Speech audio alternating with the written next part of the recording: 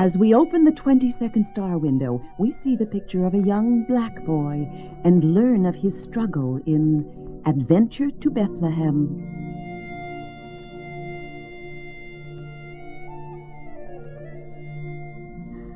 The sun was high in the sky as Cor slowly returned to consciousness.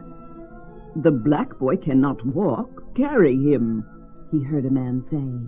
Later in the caravan tent, when Cor was strong enough to talk, he told his story to Nathaniel, the wealthy and warm-hearted Hebrew merchant who had rescued him. "I have traveled all the way from Africa with my master and teacher, Rab Kaspar," the boy explained. "But as we were crossing this desert wilderness, a blinding storm of sand came. I lost my way. Then I fell. I don't remember anything more." "Praise be to God that we found you. Is your master a black man too?" "Oh, yes, sir. Where we live, all the people are black. My master is wise in the star wisdom of the Magi. He says that a great star has appeared, which tells of the birth of God's own Son on earth. We were on our way to Jerusalem to meet other wise men and to search for the infant."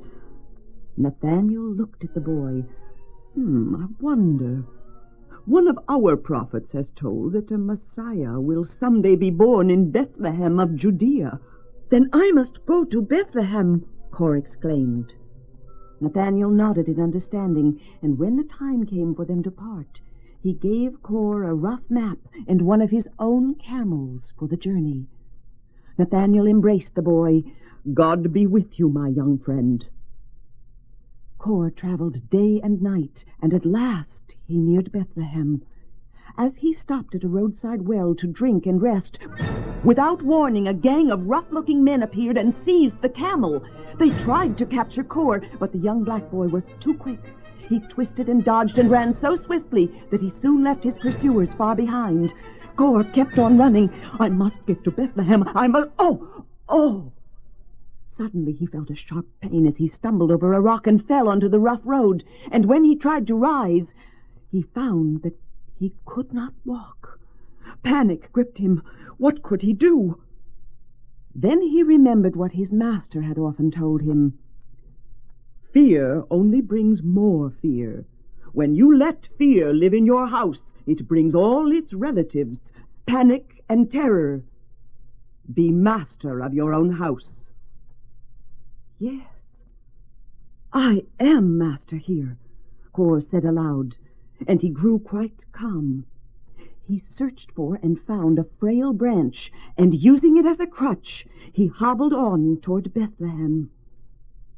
Just as Cor reached the entrance to the little town, he saw an old lame beggar who sat by the gate. "I am looking for a baby newly born here in Bethlehem," he told the old man. "Well, there may be many, but I only know of one. A baby boy born to a couple from Nazareth. They're staying quite near here," said the old beggar, pointing the way as Cor departed. "I hope he's the baby you're looking for."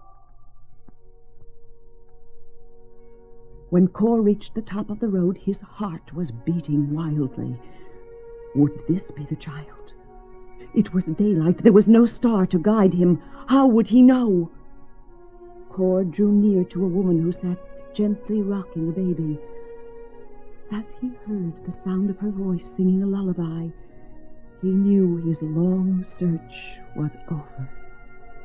Tears rushed into his eyes, and a small sob of ecstasy escaped his lips.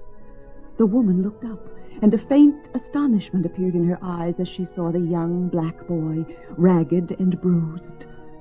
Then Mary smiled and held out the little babe for him to see. Cor sank to his knees, and Mary said, "Why, you have recognized my son. How did you know?" "I have come a long, long way searching for him, but, oh, Holy Mother, I have no gift for him." "Oh, beautiful boy," said Mary, "do you not know that your struggle to find him is the greatest gift of all?" That night, Cor was awakened by voices. He looked up. There was his beloved master with the other 2 wise men.